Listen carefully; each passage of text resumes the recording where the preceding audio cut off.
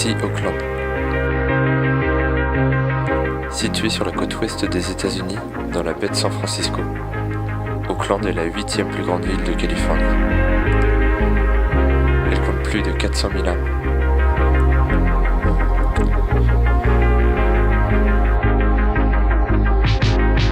Fondée en 1852, elle s'est rapidement développée grâce à la ruée vers l'or, puis avec l'industrialisation, en s'appuyant sur son important réseau ferroviaire et sur son port. Aujourd'hui, la ville fait plus de 200 km².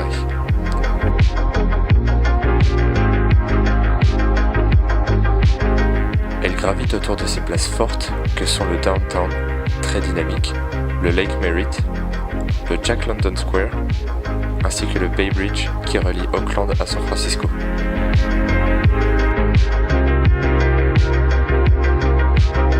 Dotée d'une forte concentration en afro-américains, la ville possède aussi, à l'image de la Californie, de nombreuses communautés hispaniques, latino-américaines et asiatiques. Au total, 24 langues y sont parlées. La diversité présente dans cette ville lui donne une richesse culturelle impressionnante. Lors des First Fridays, chaque premier vendredi du mois, les concerts en plein air, battles de danse et défilés de lowriders envahissent les rues.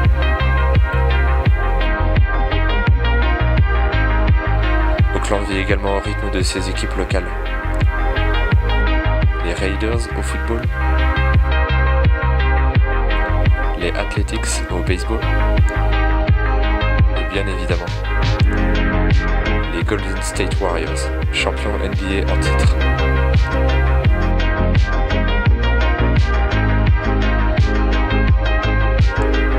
Cependant, Oaktown, comme on la surnomme, souffre d'une mauvaise réputation, celle de la ville la plus dangereuse des États-Unis, à cause des guerres de gangs et des trafics de drogue. La pauvreté ne cesse d'y augmenter, due au fort taux de la criminalité et du manque de logement et d'emploi. Mais nous en reparlerons plus tard au cours de cette présentation.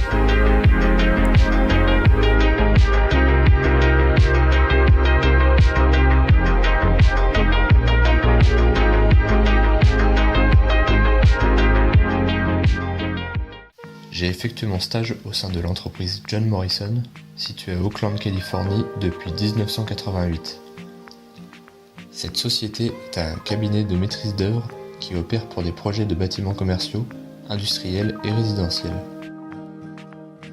Basée sur les compétences en gestion de projets immobiliers de son fondateur, la société est maintenant capable d'allier plusieurs expertises pour une réponse globale.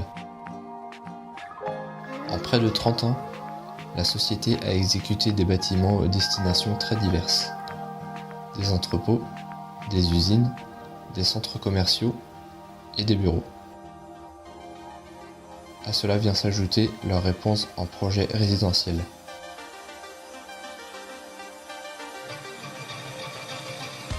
La société compte une vingtaine de personnes réparties en un pôle administratif et exécutif, en chef de projet maîtrise d'œuvre, ainsi qu'en chef de chantier ponctuel. Au cours de ces 9 semaines de stage, j'ai été principalement accompagné de Bob Hauser, maître d'œuvre, et Mark Cohn, chef de chantier.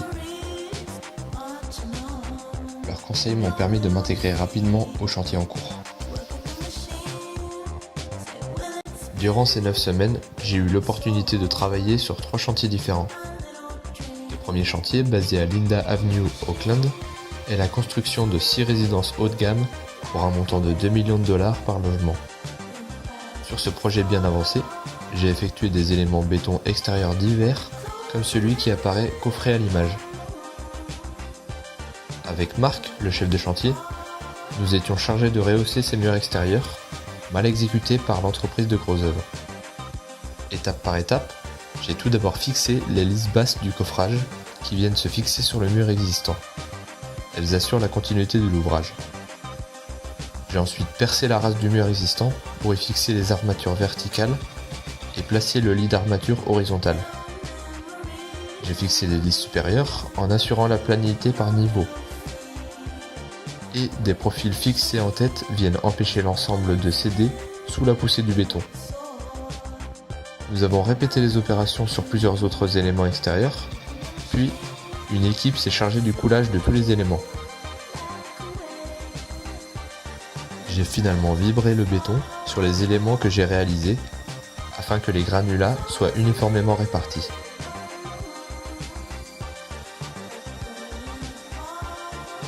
Les dernières étapes consistent à lisser le béton à la rase, puis à décoffrer l'ensemble après séchage.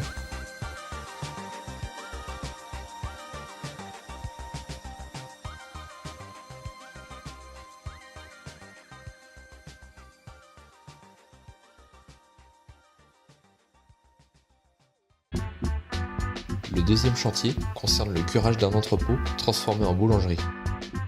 Mon tuteur m'y a confié des tâches de plus grande responsabilité. Tout d'abord, j'ai réalisé divers travaux de démolition de Longrine, toujours accompagné par Marc, le chef de chantier, dans le but de préparer le bâtiment pour les entreprises qui vont intervenir. J'ai rapidement commencé à faire des plans d'exécution sur le logiciel AutoCAD.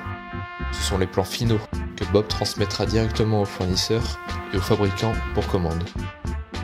Ce plan donne l'implantation et le dimensionnement d'un garde-corps. Cet autre plan donne la localisation et la quantité de béton à couler sur une partie de l'entrepôt. Tous ces plans font office de commande et ont permis à Bob d'avancer dans l'arrivée des matériaux sur le chantier. À ces plans, j'ai joint mes métrés, comme ici où j'ai déterminé la surface de cloison sèche à mettre en œuvre dans la future boulangerie. Enfin, j'ai aussi effectué pour Bob des études de prix pour les lots de la future boulangerie. Ceci lui a permis de communiquer avec le client sur le prix de son projet.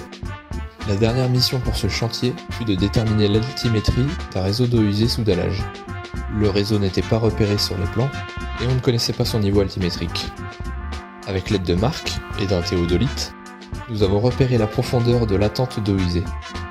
Puis, connaissant la pente de 2% nécessaire à l'écoulement gravitaire de l'eau, nous avons déterminé le niveau de sortie de la canalisation. Pour ce dernier chantier, à la vue plutôt agréable, j'ai évolué avec deux charpentiers, Jesus et Matteo. Il s'agissait d'une habitation dont les balcons et la façade en bardage bois devaient être démolis et rénovés. Les balcons sont en très mauvais état, le bois est attaqué et la circulation y devient dangereuse. Pour ce qui est de la façade, elle est démolie car elle n'est pas réglementaire. En effet, les ossatures bois où viennent se fixer le bardage sont faites d'un seul profil sur toute la hauteur de la façade, soit plus de 10 mètres. Cette section est beaucoup trop faible pour la hauteur sur laquelle elle s'applique. Ce chantier a été très instructif car j'ai appris à effectuer une démolition pas à pas en commençant par monter les ossatures de soutien. En effet, il faut prévoir le soutien des éléments de plancher avant de commencer les démolitions de la façade, afin que le porte-à-faux ne soit pas trop important. Les ossatures de soutien fixées, j'ai ensuite participé à mettre en œuvre la nouvelle façade à l'étage, bien aidé par les explications de Robert, le chef de chantier. Lorsque la nouvelle façade fut mise en œuvre, j'ai pu retirer les ossatures de soutien et nous avons commencé la démolition des balcons. Ce fut un travail physique, mais très enrichissant, au milieu de collègues qualifiés.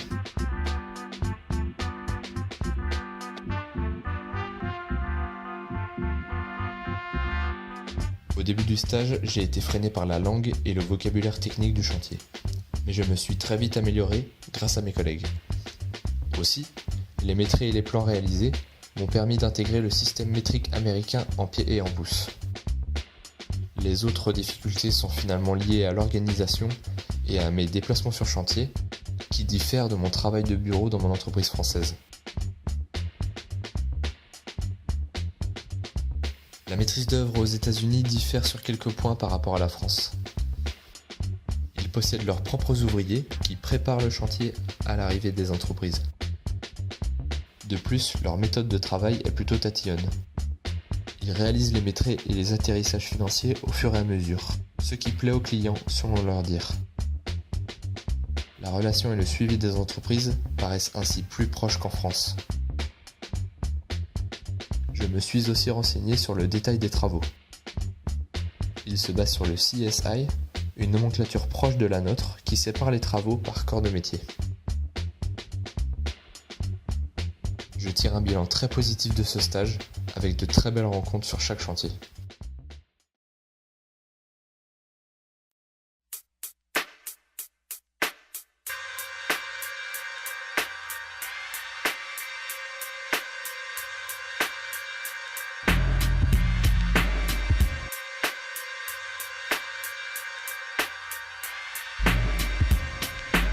Il faut savoir remplacer Auckland dans ce contexte. La petite sœur de San Francisco souffrait jusqu'à aujourd'hui d'une réputation peu enviable. Un tiers de la population d'Auckland vit sous le seuil de pauvreté. C'est la deuxième ville la plus dangereuse des États-Unis, derrière Détroit. Elle est pourtant en train de devenir le nouveau lieu à la mode. Dopé par les salaires démesurés de la Silicon Valley, le marché de l'immobilier a explosé dans la baie ces dernières années. Mon premier questionnement s'est porté sur le profil d'Auckland. De plus, je souhaite mesurer l'influence de San Francisco, la ville américaine la plus puissante économiquement, mais aussi la moins abordable. Pourquoi Auckland est à la fois une cité en pleine expansion et une ville où se côtoient pauvreté et criminalité?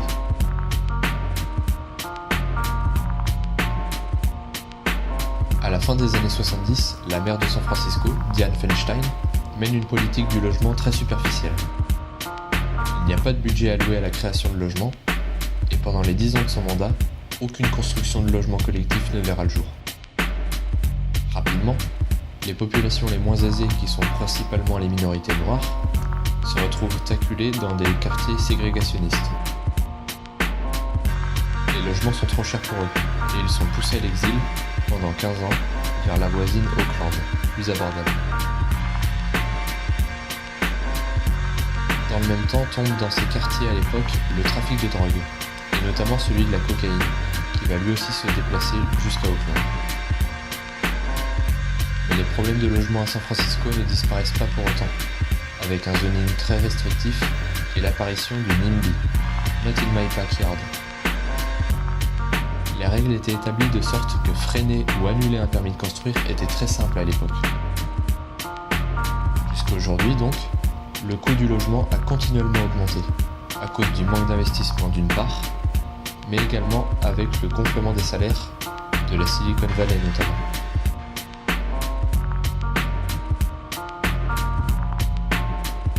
Tout comme les minorités 20 ans auparavant, maintenant la middle class blanche est forcée de partir de San Francisco et de se déplacer vers Auckland. Ce sont désormais les populations originaires d'Auckland qui sont menacées. On fait alors face à un phénomène où les populations plus aisées viennent chasser les moins riches. Il manquerait plus de 100 000 logements familiaux dans la baie.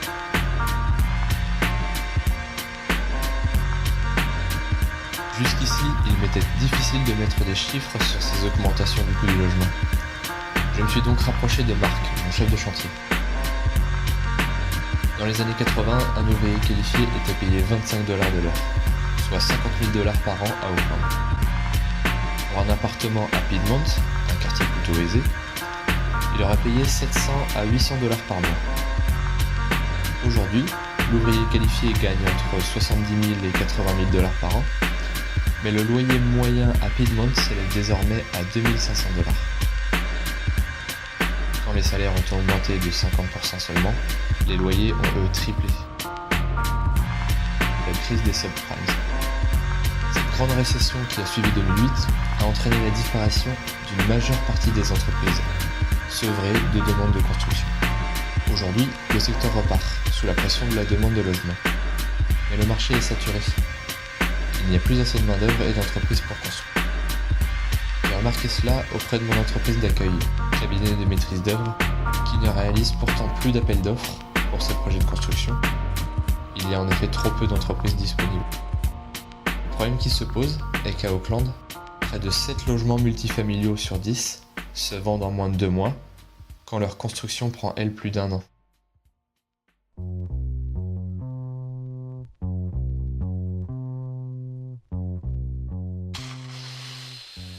43e ville la plus dangereuse du monde. 33 meurtres pour 100 000 habitants sur 1 an. Un meurtre tous les 3 jours. peut cibler deux axes majeurs liés à la forte présence de la criminalité à Oaktown. Tout d'abord, une éducation à deux vitesses renforce les inégalités dans les rues de la ville. Plus qu'ailleurs aux États-Unis, la baie de San Francisco possède des universités de renom. Stanford est devenue la deuxième université du monde derrière Harvard et Berkeley la cinquième. La budgétisation de l'État est faite de telle sorte que les grandes écoles sont soutenues au profit des autres établissements. Plus largement aux États-Unis, il existe une réelle course aux grandes écoles. La conséquence de cette course à la réussite est le manque de place pour les étudiants. Ces écoles de prestige ne pouvant accueillir tout le monde, bien souvent, les minorités et les personnes les moins aisées sont redirigées dans ce qu'on appelle les community colleges.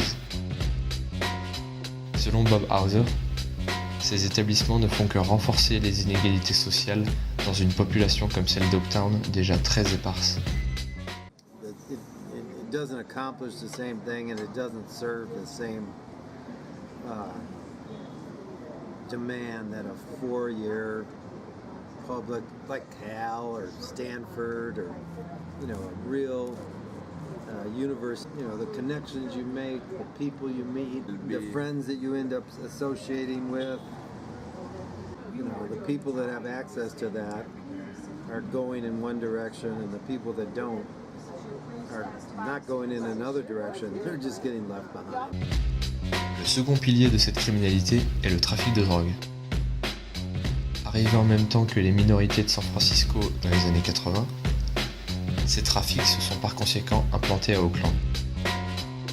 La loi n'est pas claire sur la possession des drogues, et en 2008, la possession et la culture de marijuana a même été légalisée en Californie. Il reste donc un long chemin à faire pour la décriminalisation de la drogue, et les politiques mises en œuvre restent très maigres. Elles se limitent à de l'incitation. Ces trafics ont tendance pourtant à diminuer au profit d'une gentrification qui arriverait de San Francisco.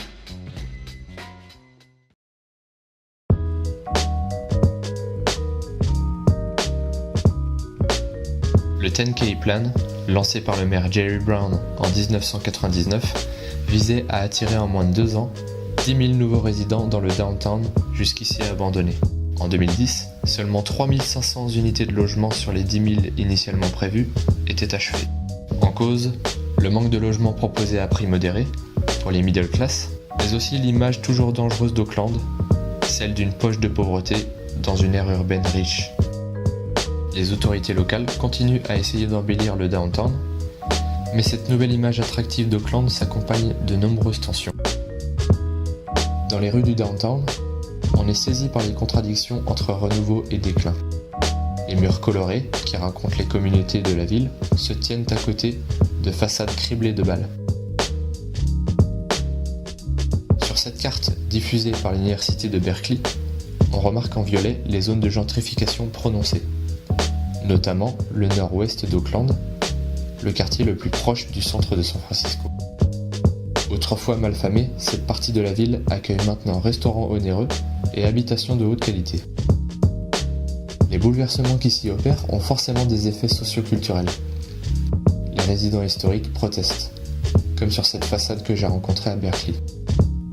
En 1980, on comptait 84% d'Afro-Américains dans le nord-ouest d'Oakland, contre 44% en 2010. Ce chiffre illustre bien un phénomène de déplacement de la population, qui est cependant à différencier de la gentrification, comme l'explique Bob Hauser. But even it's not even gentrification because the neighborhoods are robust. It's just displacement. There's nothing wrong with the neighborhoods. Are the wealthiest persons to pushing out the less wealthy. They're not taking over decrepit neighborhoods and transforming them. if this was real gentrification, those kind of drug things and criminality will disappear. So it's like there'll be redevelopment, there'll be upscaling of the neighborhoods. I don't even call it gentrification, it's just displacement. Moving displacement. Yeah, you just...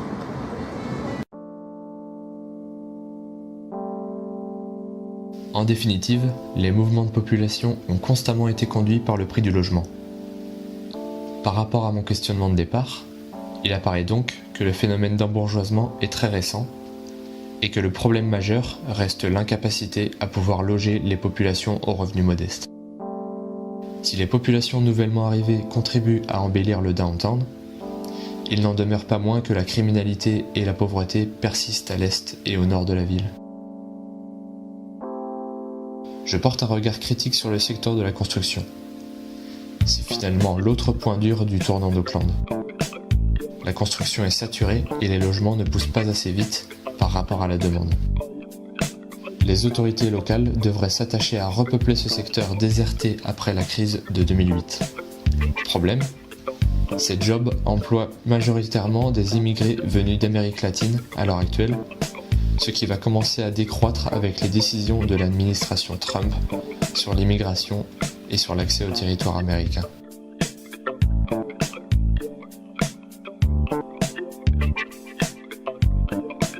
Je vous remercie d'avoir visionné cette présentation de mon stage à Auckland. Ce fut pour moi une expérience forte en apprentissage. J'espère vous avoir donné envie d'en découvrir plus sur Oaktown, qui, malgré les apparences, est une ville d'une richesse incroyable.